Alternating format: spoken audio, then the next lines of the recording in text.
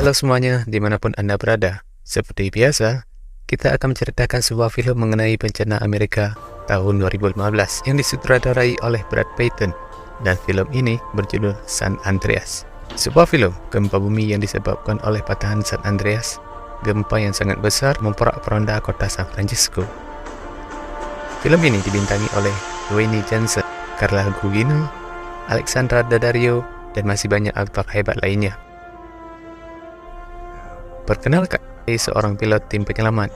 Istrinya bernama Emma bertekad melacak keberadaan putri sematawayangnya yang sedang berlibur di San Francisco sebelum benar-benar ditelan bumi. Di awal film, diperlihatkan seorang wanita dalam perjalanan menuju ke kantornya. Sambil menikmati musik di radionya, dikejutkan tiba-tiba batu jatuh di hadapannya. Selain itu, ada tebing tiba-tiba juga ambruk. Wanita itu hilang kendali, menabrak pembatas jalan hingga terperosok ke dalam jurang yang sangat dalam.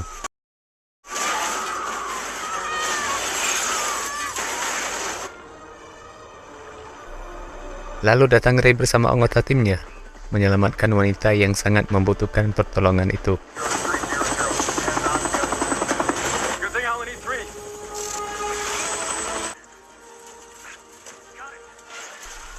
Saat temannya kesulitan evakuasi wanita tersebut, disitulah Bambang Ray turun tangan.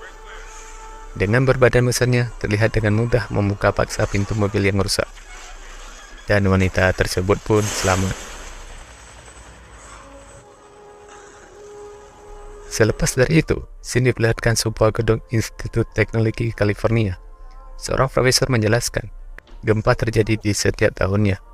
Gempa terbesar yang tercatat dalam sejarah terjadi di Alaska, Amerika Utara. Kehancuran massal seperti ini menunjukkan betapa pentingnya penelitian ini dilakukan. Lalu seorang mahasiswa bertanya, bisakah gempa sebesar itu terjadi di San Francisco?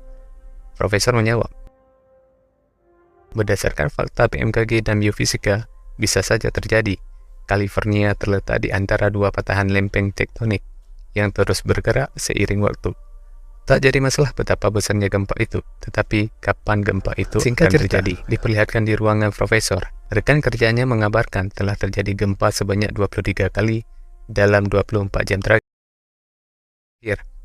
Gempa kecil dengan kekuatan 2,0. Dengan fakta itu, mereka langsung bergegas ke lokasi. Mereka antusias. Dengan gempa tersebut, kemungkinan datangnya gempa besar bisa mereka prediksi. Lalu scene diperlihatkan sebuah bendungan di Hoover-Dam, Nevada. Profesor dan rekannya menuntaskan penelitian yang sedang mereka geluti beberapa tahun terakhir. Beberapa saat mereka di bendungan tersebut, mereka mendeteksi 3 gempa berkekuatan kecil. Tak lama kemudian, secara mengejutkan, alat mereka mendeteksi getaran yang sangat besar dan terus membesar. Gempa besar sedang terjadi.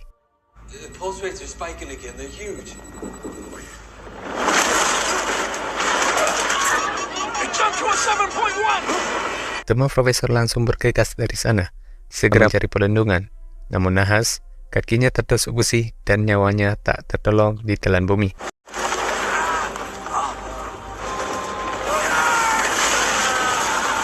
Ini diperlihatkan sebuah gedung. Istrinya Ray, Emma, sedang minum kopi bersama teman lamanya. Lalu Ray menelpon, meminta maaf atas sikapnya yang kemarin. Lalu terlihat sebuah meja bergoyang sendiri. Tak berapa lama, gedung dan isinya terguncang sangat dahsyat. Emma panik. Lalu Ray menyuruh Emma segera ke atap gedung. Ajak orang sebanyak-banyaknya agar di mana-mana. Kota beserta isinya terguncang. Gedung-gedung hancur secara berlahan. Terkejutnya melihat reruntuhan gedung tanpa henti. Tiba-tiba gedung atapnya pun ambruk. Emma terperosok ke dalamnya. Tak berapa lama dia kembali bangkit. Berlahan namun pasti, Emma mulai merangkak sampai ke atap dan Ray menemukannya. Namun masalah belum berakhir. Gedung di sampingnya ambruk. Dan mereka selamat dari musibah tersebut. Di sisi lain, Blake, anaknya Ray, terjebak dalam mobil dan terus meminta tolong.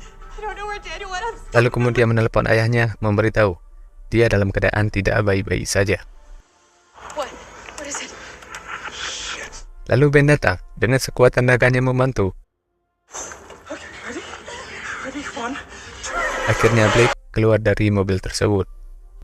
Singkat cerita, mereka langsung keluar dari gedung. Tak berapa lama, gempa kembali terguncang. Orang panik, keluar berhamburan dari gedung. Di sisi lain, di ruang profesor, terlihat di layar pemantauan, gempa semakin meluas dan ini belum berakhir. Sesuatu yang lebih besar akan terjadi, kata sang profesor. Blake masuk ke toko elektronik, mencari barang apapun menghubungi ayahnya. Ray bersama Emma sedang memantau dari kejauhan. Sesuatu yang besar telah terjadi di sini. Kemudian Blake telepon, memberitahu dia baik-baik saja, dan Ray segera menjemputnya. Di perjalanan, heli mereka bermasalah. Mesinnya rusak, hilang kendali segera akan terjatuh.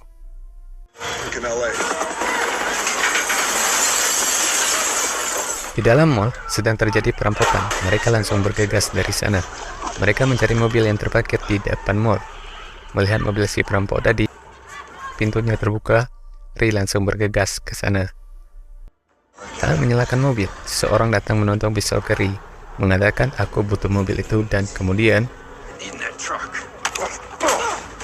di perjalanan mereka berhenti di sebuah mobil pasangan kakek nenek, berniat memberi pertolongan kepada mereka.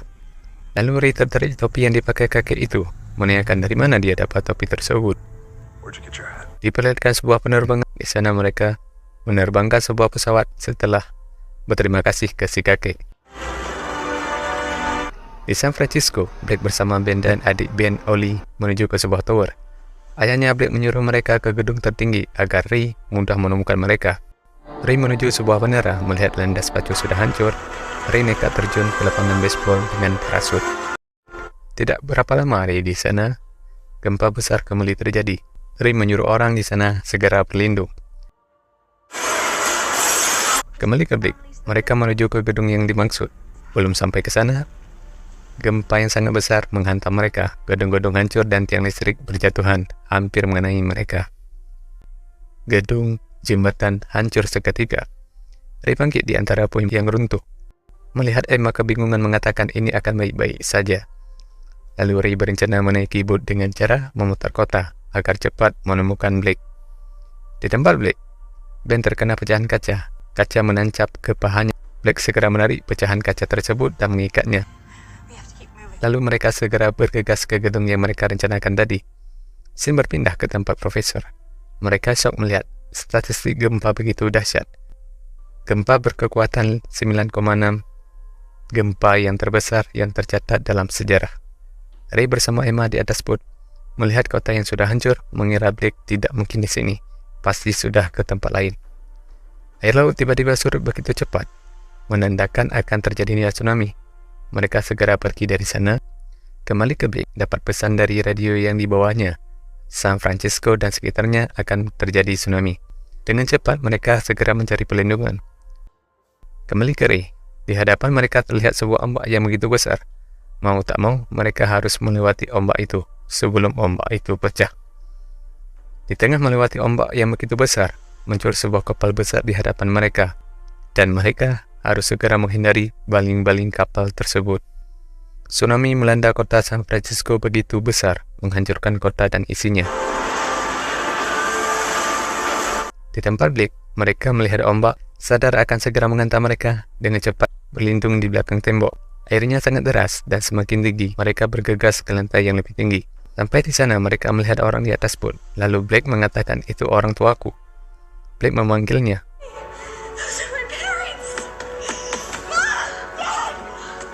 Posisi mereka jauh dalam ruangan. Ray tidak mendengarnya. Lalu Blake teringat lampu laser yang diambil dari toko elektronik, langsung mengarah ke mereka, dan Ray menemukan Blake. Emma sangat senang. Akhirnya dia menemukan anak semata wayangnya. Namun gedung tempat mereka berlindung tiba-tiba roboh. Ray segera menyelamatkannya. Sampai di sana, mereka berbeda ruangan. Ray memecahkan kaca, namun Blake sudah tidak kuat dan pingsan.